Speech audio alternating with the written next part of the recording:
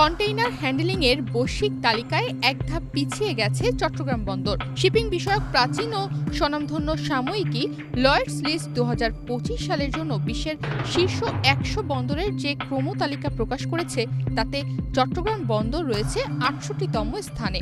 এই তালিকায় গত বছর অর্থাৎ 2024 সালে চট্টগ্রাম বন্দরের অবস্থান ছিল 67তম।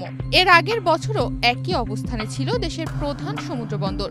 গতবারের চেয়ে পদ্মা সেতু, মেট্রো রেল এবং এলিভেটেড এক্সপ্রেসওয়ে নির্মাণের গর্বিত অংশীদার বসুন্ধরা সিমেন্ট। বেশি কন্টেইনার হ্যান্ডলিং এর পরও এবার চট্টগ্রাম বন্দরের এক ধাপ অবনমন ঘটল।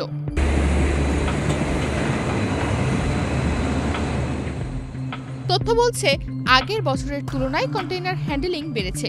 2024 সালে চট্টগ্রাম বন্দর 32,75,627 TEUS কন্টেইনার হ্যান্ডলিং করেছে, যেখানে 2023 সালে এই সংখ্যা ছিল 30,50,793 TEUS, অর্থাৎ এক বছরে প্রবৃদ্ধি হয়েছে 7.4%। তবুও বৈশ্বিক প্রতিযোগিতায় বন্দরের অবস্থান এক ধাপ পিছিয়েছে। চট্টগ্রাম বন্দর কর্তৃপক্ষের সচিব মোহাম্মদ ওমর ফারুক এ বিষয়ে জানান, লয়েডস লিস্টের প্রকাশিত এই র্যাঙ্কিং আন্তর্জাতিকভাবে অত্যন্ত গ্রহণযোগ্য।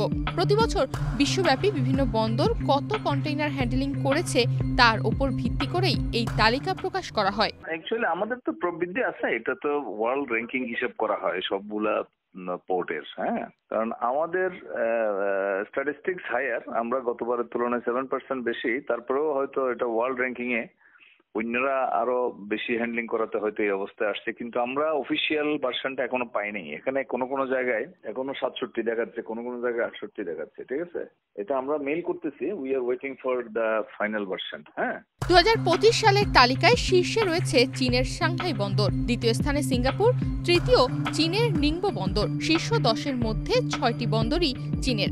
এছাড়া মালয়েশিয়ার পোর্ট ক্লাং রয়েছে 10 নম্বরে।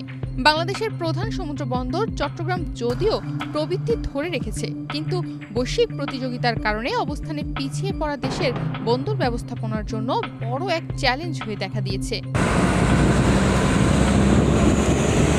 নিউজ ডেস্ক, বাংলাদেশ প্রতিদিন।